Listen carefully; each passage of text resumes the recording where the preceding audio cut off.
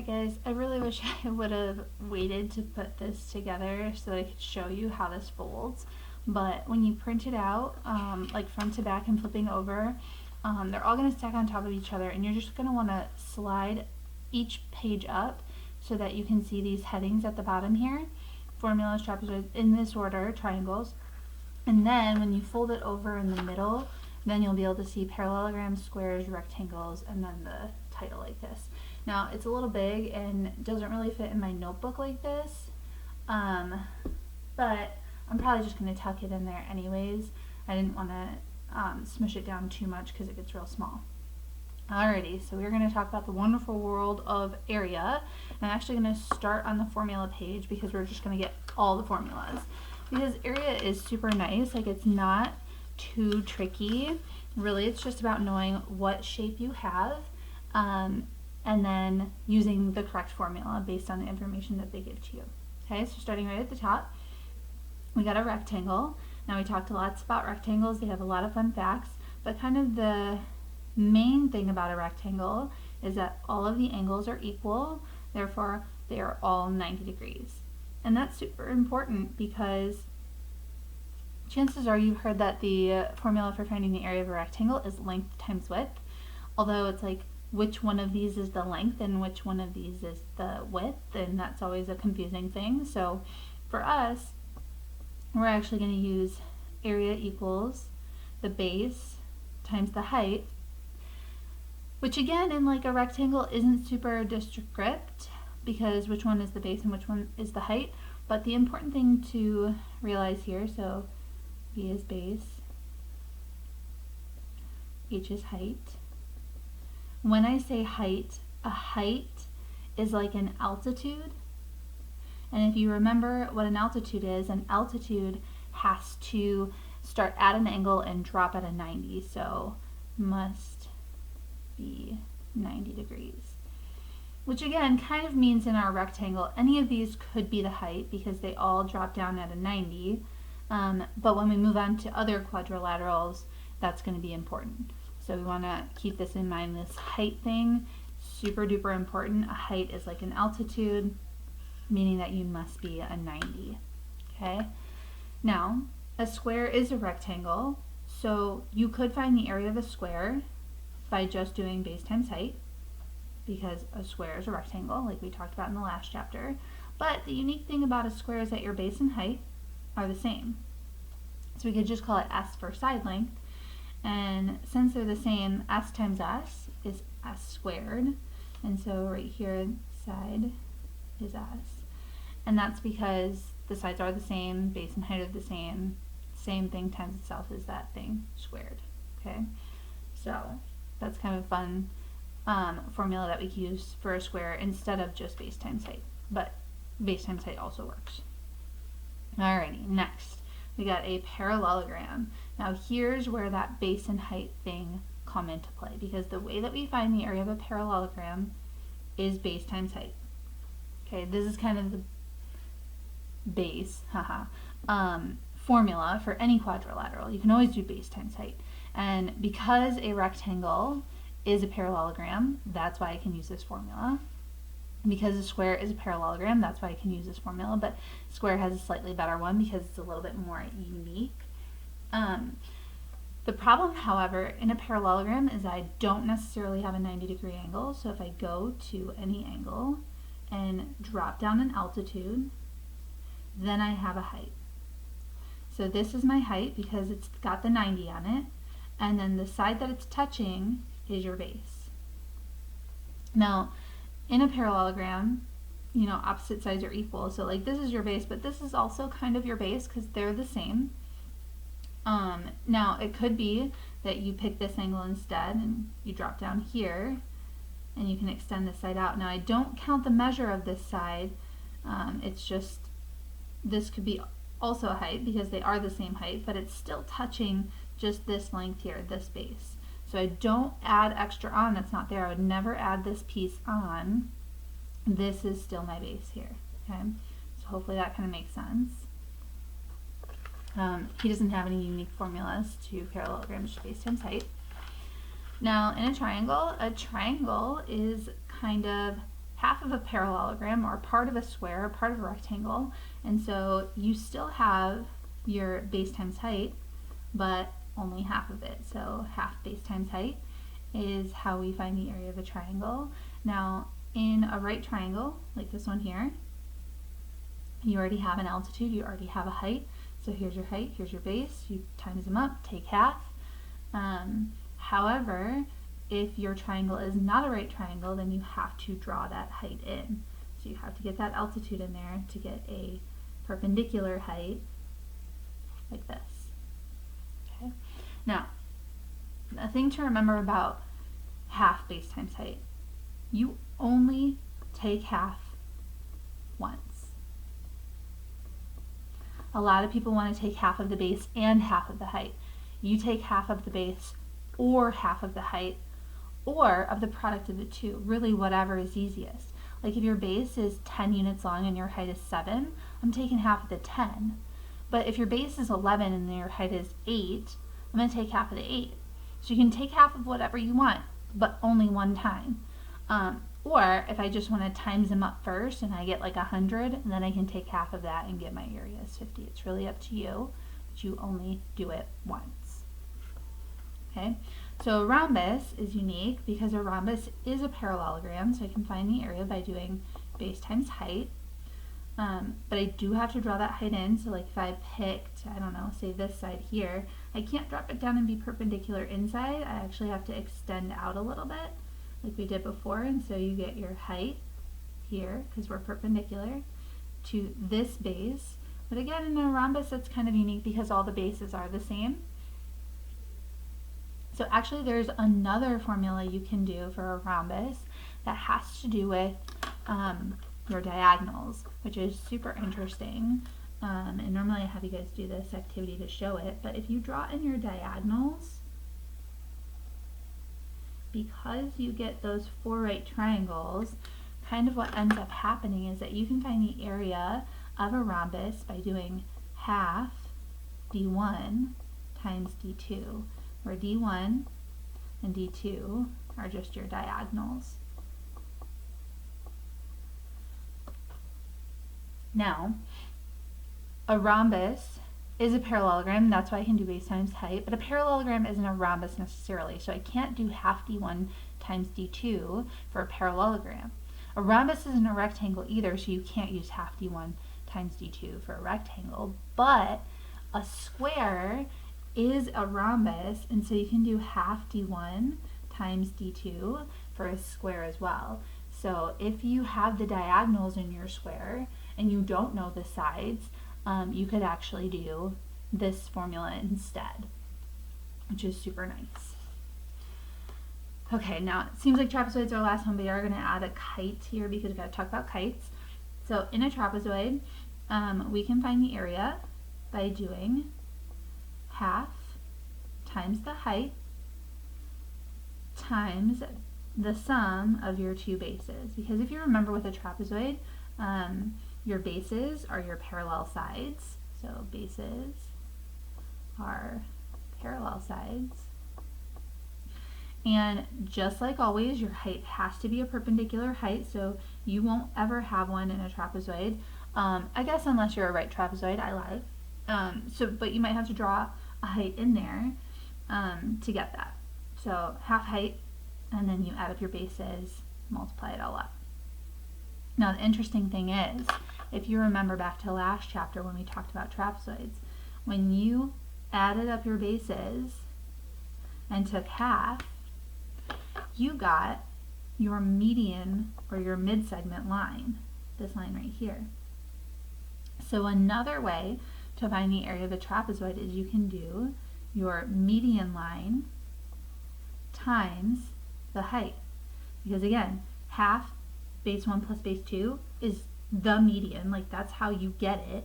And so then you just need to times by the height and you have area. So kind of that's this picture here. If you take the median and times it by your height, that's another way that you can find the area of a trapezoid. So that's kind of fun. And then last but not least, we got kite, because that's also quadrilateral that we talked about. And to find the area of a kite, it's actually like the area of a rhombus, which is super interesting. So it's half d1 times d2. And if you think about it, and maybe if somebody wants to comment, like, I don't know, maybe I can throw out a point of extra credit as to why you think kite, rhombus, and square are the only ones that have that half d1 times d2. Like, think about what the quadrilateral square, rhombus, and kite all have in common, and probably specifically with their diagonals, since that's what the formula calls for. Okay, so having all those formulas now, I'm gonna go through and try some, and I'm gonna leave some for you to try, so that you can show me that you took the notes, watch the video. So starting with our rectangles, find the area and perimeter of the following rectangle. Hopefully you remember perimeter is just add up all the sides. So they're showing me a diagonal here, but unfortunately I can't do that for a rectangle. I can only do base times height. But I do have a 30, 60, 90 right triangle, and on that right triangle I know that the hypotenuse is 4. And so the short side across from 30 would be 2. And then the long side would be 2 root 3, because we always have that sort of relationship there where I take half of the hypotenuse and then put a root 3 to get the 60 side. So now knowing that, I can see that the height and base are 2 and 2 root 3, so 4 root 3. Okay. Now the perimeter, I would add up all the sides, and because it's a rectangle, this side is 2, so that side is 2.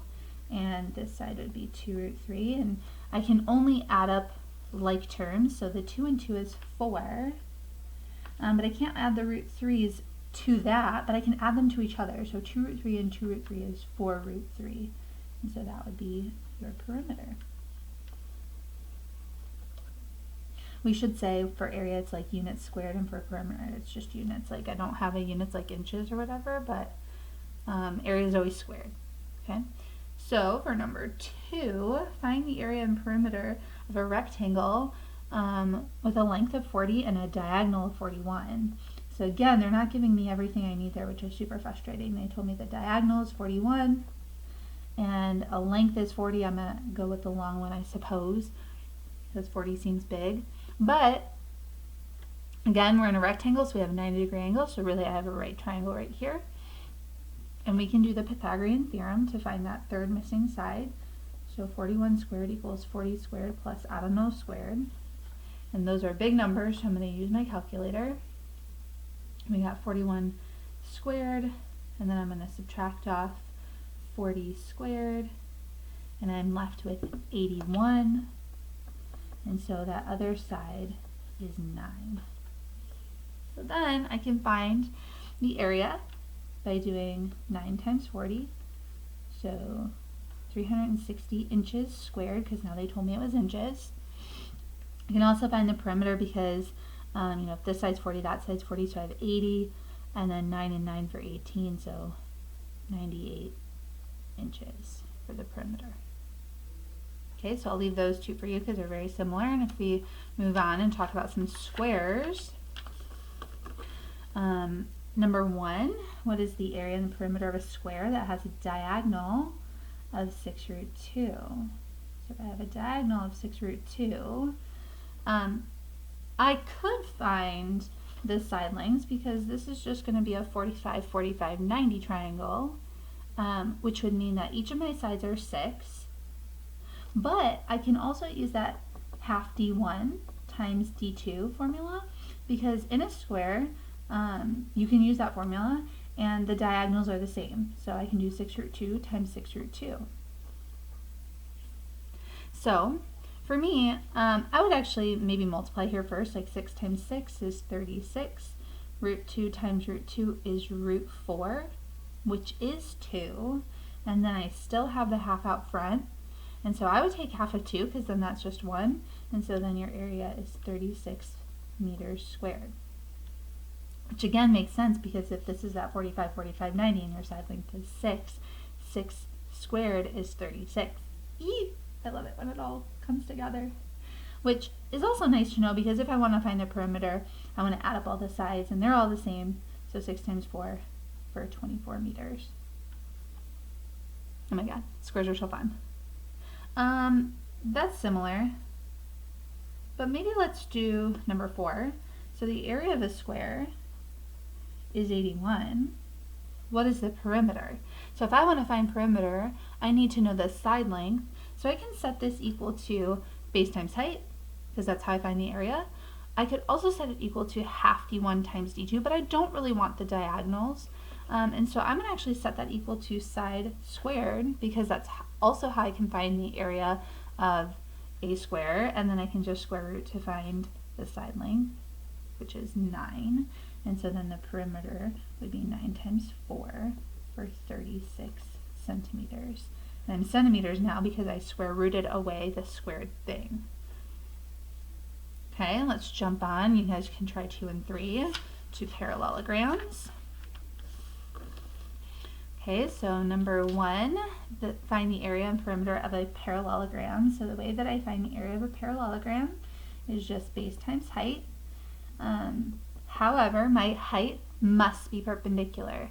So there's only one number here that you can pick to be your height, and it has to be the 4. Now, since the 4 is being dropped perpendicularly to this base, 10 has to be the base. So the 8 is just extra. It's kind of there to make you have to pick the right number. And so your area here is 40 centimeters squared. Also, I guess I need that 8 because now they want me to find the perimeter. And in a parallelogram, opposite sides are the same. So this is 10 and this is 8. So we got 20 and 16 for 36 centimeters. I almost had a brain fart there about how to add. Okay.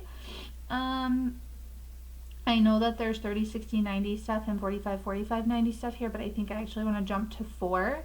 So if the area of a parallelogram is 456 centimeters square and the base is 24 centimeters, find the height. Oh, this isn't so bad.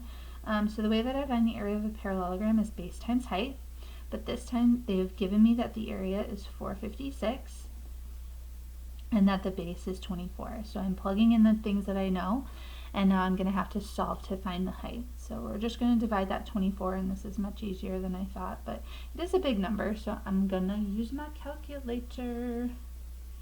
So 456 divided by 24. We got a height of 19. You guys are more than welcome to try the 2 and 3 there, but let's jump on to triangles. So, looking at number 1, find the area and perimeter of a triangle. Now, for finding the area of a triangle, we always use the formula half base times height, where again my height has to be perpendicular, and I do have a perpendicular here. So the two sides touching those are your base and height. So we're going to have half times 14 times 48. And here's where I said make sure that you're only taking half of one thing. So you could take half of the 14 or the 48, but not both. So I like to usually take half of the larger thing so that I don't have such big numbers, although 24 and 14 I'm probably still going to use my calculator on that one. So 14 times 24 is an area of 336 inches squared. And then perimeter, now I know 2 of the sides, but I'd have to find the third. And since you're on a right triangle, we can do the Pythagorean theorem. So c squared equals 48 squared plus 14 squared. So 48 squared plus the 114 or the 14 squared, and then square rooted. Oh boy, is going to be a number. It's going to be 50. Oop, that was 2,500. Then my square rooter. We are 50. Oh yeah, duh. 50. So that's super nice because then I can just add all the sides, and 50 plus 14 plus 48 is 112 inches. Okay. I'm going to jump to 3 actually, I think. Now, in number 2, you don't have a height, so you definitely have to draw a height in there.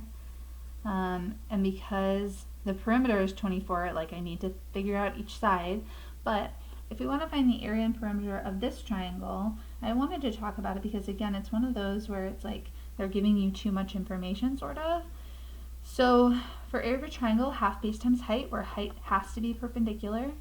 So the only thing that can be your height here is 8. And since 8 is touching this side, this is your base. So 21. The 6 is just there being extra again, and actually it's going to help you when we need to do perimeter. Okay, so again, I can take half of whatever I choose. I don't really want to take half of 21, so I'm going to take half of 8 for 4, and then we get 84 units squared for our area. And then for perimeter, now I know one side is 21, but I don't know the other sides. So that's how this 6 can help me, because I have a right triangle right here where I can do the Pythagorean theorem to get that this side is 10, using the 6 and the 8 as A and B. And then I can subtract the 6 from the 21 to find this side here, which is 15. And I'm pretty sure that 15, 8, and 17 are Pythagorean triple, but let's just see here. So 225 plus 64, yeah, square rooted, I'm pretty sure that's 17.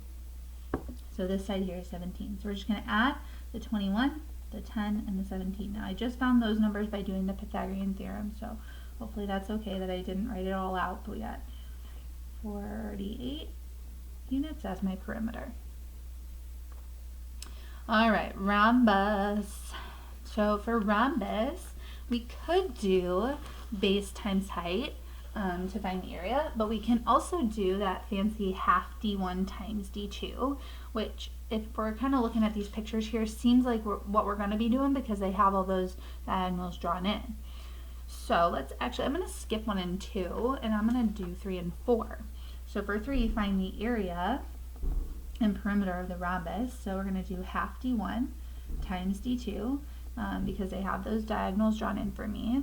Now, because a rhombus is a parallelogram, the diagonals were bisected, so I know that this is 3. However, it's not a rectangle, so they're not necessarily the same length. So I don't know that these are 3. But I do have this 30, 60, 90 triangle in here, where 3 is the smallest side because it's across from your 30, which means that this would be 3 root 3, and your side length would actually be double the smallest, so 6. Although the side doesn't help me too much here. Because now I know for sure I'm not a square because the diagonals are different. But this would also be 3 root 3 because we are bisected. And so I can do this full diagonal here, which is 6, times this full diagonal here, which is 6 root 3. Because if I add them up, I keep the roots the same, but I add the numbers in front. So I can take half of whatever I want, and either way it doesn't matter, I get a 3. And then 3 times 6 is 18 with a root 3 chilling at the end. Units squared. But it was important to find that the outside side was 6 because we do want to find perimeter, and in a rhombus they're all the same. So I have 4 6s for 24 as my perimeter. Okay, so number 4 here, a rhombus has an area of 44 inches squared. So I'm going to write down my area formula, and we're going to fill in what we know and what we don't. So I know the area is 44. One diagonal is 11, and we want to find the other. Kind of doesn't matter where I put the 11. It can be D1 or D2. Now, I'm going to be solving for D2, but I don't have to multiply the half by the 11, and I don't really want to. I'm going to get rid of stuff. So like I'm going to divide the 11 away, so 4. And now I got to get rid of the half, so to get rid of a half, we times by 2, so 8. And so my other diagonal is 8 units long. Oh my god, that was amazing. Okay, trapezoid. Sorry I don't have kite examples, but it's just the half d1 times d2, so I think you'll be okay. With my trapezoid, let's do 2 and then we'll do 5. So for 2, we want to find the area and perimeter of our trapezoid below. So I have 2 formulas. We can do half the height times base 1 plus base 2, which I feel like is what I'm going to do here because I don't see that median or mid-segment line drawn in there. Okay, so again, a height always has to be a perpendicular one, so it has to be this one here, and unfortunately I don't see it. However, it is attached to this 45, 45, 90 triangle. And on that 45, 45, 90 triangle, I know that the hypotenuse is 3 root 2, which makes this 3 and also that 3. So my height is 3. Now one of my bases is this full base here, and they told me that this is 4, and I also know that that's 3, so 7. My other base is this top right here, which they're trying to show you right here that you have a rectangle. And I know so because these are 90s, and this is a 90, so this has to be a 90. So you got a rectangle right there, which means if this is 4, your other base up top is 4. Okay, so then we just have to follow good order of operations. So I added up inside the parentheses for 11. Oh my gosh, this is all going to suck. So we got 33 over 2, or 16 and a half if you're feeling frisky. I'm going to skip perimeter though, because like, meh. And then we'll jump down to 5 because this is already a long video. But 5 is good because it's showing you that mid-segment line. Okay, so the other area of the formula that we can do is we can do that half. Oh no, I don't need the half anymore because that's already part of it. The median mid-segment line times the height. And so my median length is 8. My height always has to be perpendicular, is 8. And so the area is just 64 units squared. Amen.